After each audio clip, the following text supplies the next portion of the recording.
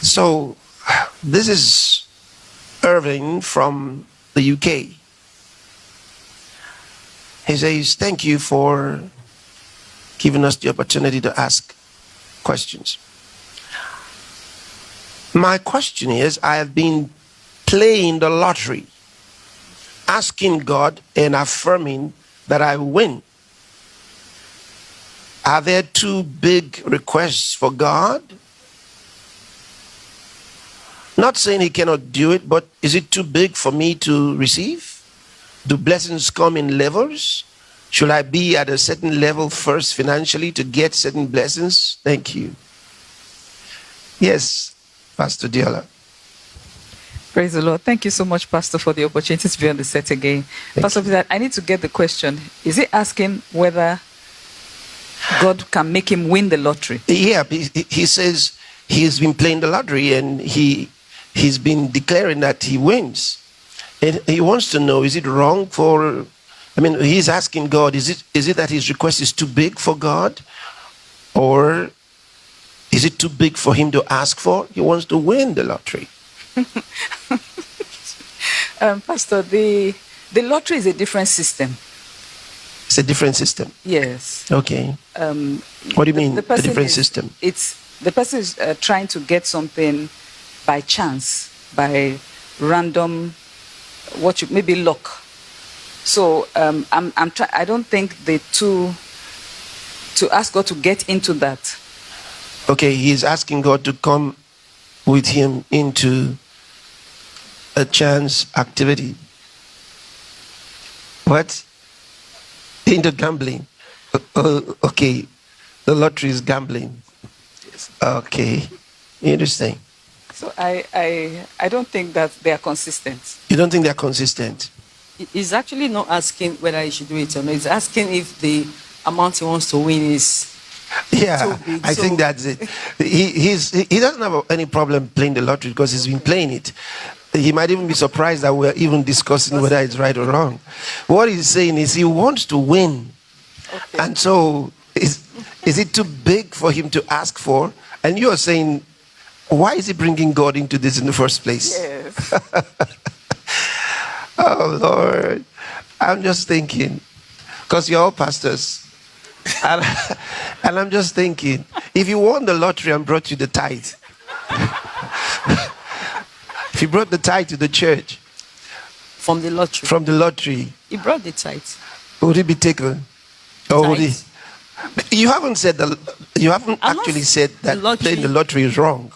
You're questioning it, right? Or is it wrong? Because I think,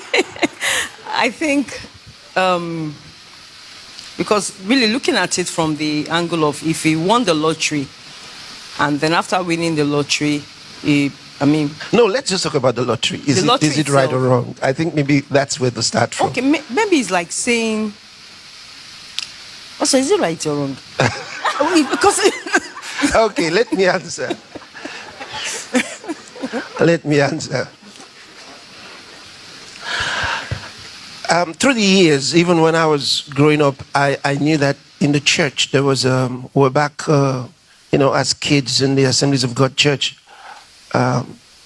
those days, and I was probably 8 years old somewhere, and they brought the subject to church, and the church actually warned them not to play the lottery. And they also had pools betting. Yes. So many were involved in those things and they were asked not to do them. I've had enough time, that means many years, from then to now, to have looked through the scriptures and understood the thinking of God's Spirit with regards to these things versus our perception. Firstly,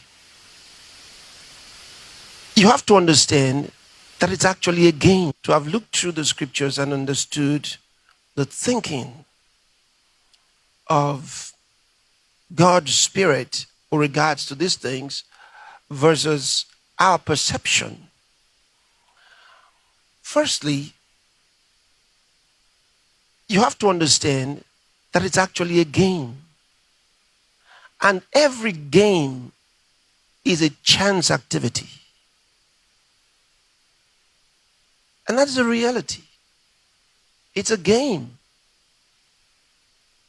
Whether it's a game of numbers or a game with your legs, your limbs, it's a game.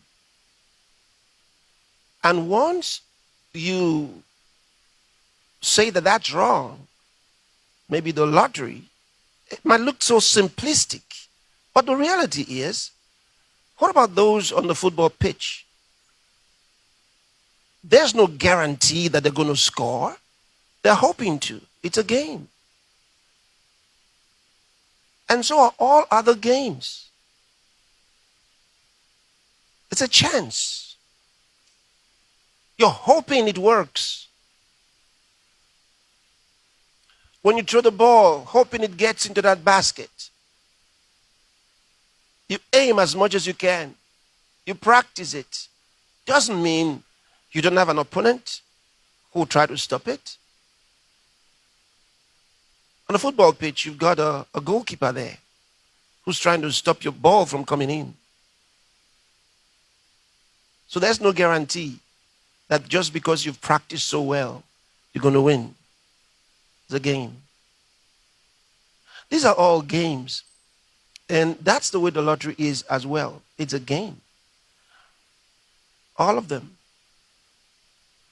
And when you think about that, you realize that the Bible was right all the time when he said to you, the race is not to the swift. He told you. The battle is not to the strong. He told you. He told you it's never according to your ability in life. Sometimes the smartest people, the most knowledgeable people are not the most prosperous people in the world.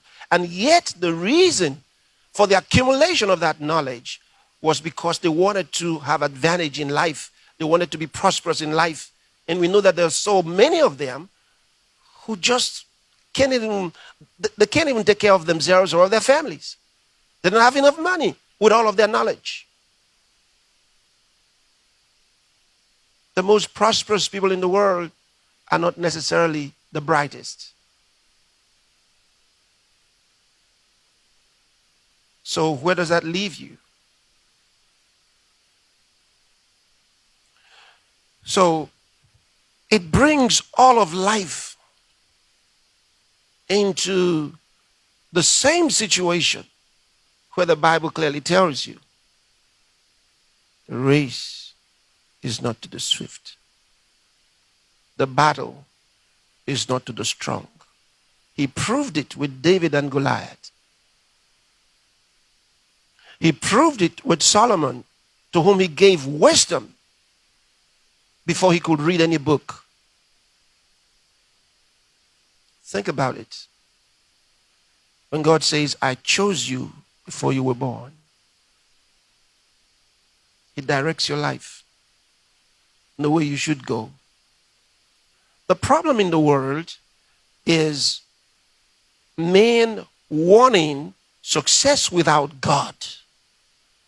That's emptiness. It's the biggest problem in the world today. In fact, it is the root of all the problems.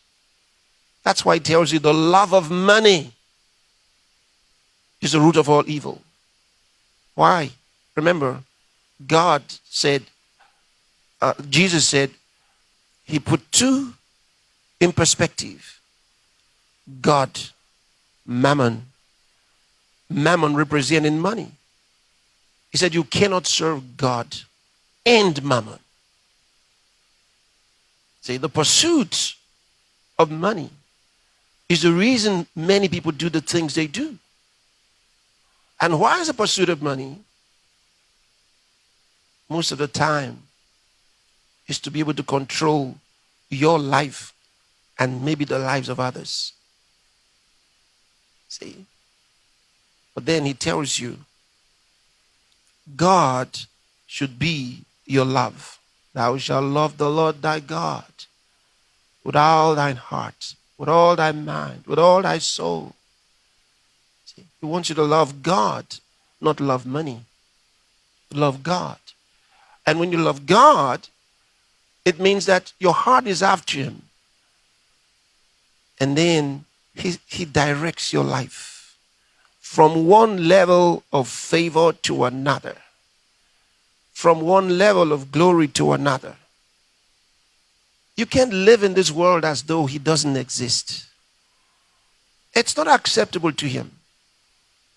You might have been doing it, but it will not work. It'll fail. Just a matter of time. And then you find your life was a work of emptiness, a pursuit of emptiness. So here's this gentleman. He says he's been playing the lottery. He wants to win. But the idea is, it's not about the lottery on his mind, it's about the money. And that's why he's saying here, he says, is it too big a request? See? So it's about, look at it. He says, should I be at a certain level first financially to get certain blessings? Why does he think that the only way to get such money is by the lottery? When you walk with God, you don't box him in to a particular place. He can do bigger than this for you, actually. But you don't know it. So you think the only way is through the lottery. And that's what God is in disagreement with. That's not the only way. Since it's the money you want. See, when you play the game of football, for example, you enjoy it. Even if they didn't offer you money, you're glad that you won. You loved it. You enjoyed it. You experienced it. And then there were others who were watching this. But when it's the lottery, there's no playing anything really. You put in stuff. What you want is the money. All right? What the other guy wants is some kind of glory, fame, memory. So it's all a desire. So in this situation, since it's money, why box God in as though that's the only way he can give you this kind of money? It's a kind of unbelief. You see it? It's like getting a job and asking God for a certain amount of money on that job. And then God says to you, why do you think that's the only way I can get this money to you? That's not the only way I can get this money to you.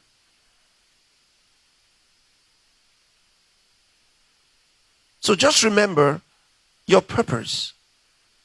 Remember your actual purpose, your actual desire. It's money you want. Okay. Ask him and don't tell him how he must do it. Don't restrict him. Restricting him can be your number one limitation. Because you have limited God. Like how else is he going to do it? You don't trust him enough, do you? So there's where your faith has a problem. The problem of your faith is not about the lottery. Your problem of your faith is the fact that you don't trust him. You think this is his only way of doing it for you. And that has to change.